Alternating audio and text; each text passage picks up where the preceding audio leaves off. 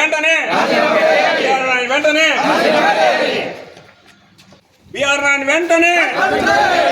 వెంటనే వెంటనే వెంటనే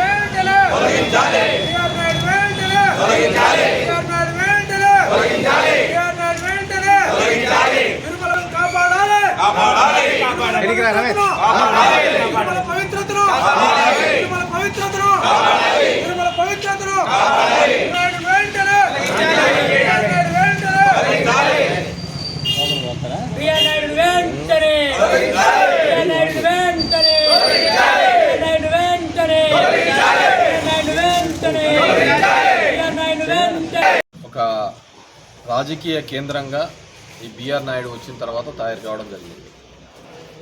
అక్కడ జరుగుతున్న తప్పిదాలను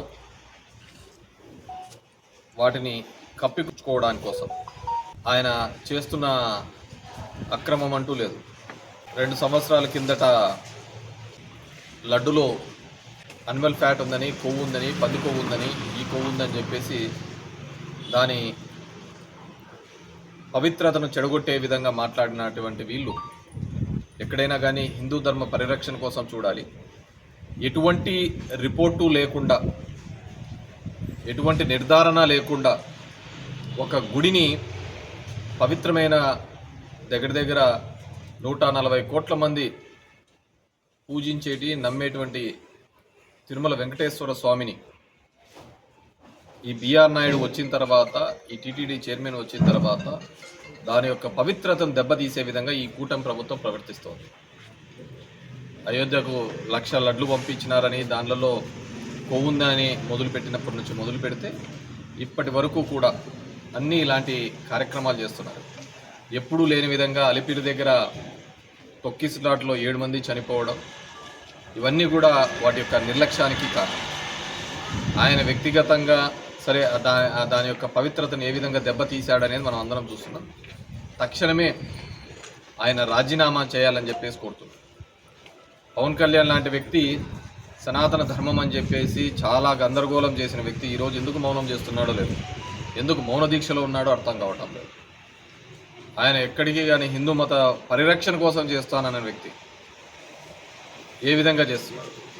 ఎంతటి దిగజారినారంటే తిరుమల పవిత్ర ప్లేస్లో ఉన్న లడ్డులోకి బాత్రూంలు కడిగేది కూడా పోసారని చెప్పేసి చేశారు. ఎందుకంటే వీళ్ళు కేవలం రాజకీయాల కోసం ఆ పవిత్రమైన గుడిని వాడుకునే క్రమం చేస్తున్నారు. దానికి ఖచ్చితంగా వైఎస్ఆర్సీపీ ఖండిస్తుంది. అదేవిధంగా బిఆర్ నాయుడు లాంటి వ్యక్తి ఆ సీట్లో, ఆ పొజిషన్లో కూర్చోవడానికి అనర్హుడుగా ఖచ్చితంగా భక్తజనలోకమంతా భావిస్తారు. ఎందుకంటే ఆయన ఈ మధ్య కాలంలో జరిగిన వ్యవహారాలన్నీ చూస్తున్నాం. ఒక పవిత్రమైన స్థానంలో ఉండి ఎంతో చాలా కట్టుదిట్టమైనగా ఉండాల్సిన వ్యక్తి కూడా ఆయన ఇటువంటి దారి మళ్ళీ కార్యక్రమాలు చేస్తున్నాడు. కాబట్టి ఖచ్చితంగా ఆయన ఆ పదవి నుంచి వెళ్ళిపోవాల్సిందిగా, రాజీనామా చేయవలసిందిగా వైఎస్ఆర్ కాంగ్రెస్ పార్టీ నుంచి డిమాండ్ చేస్తుంది.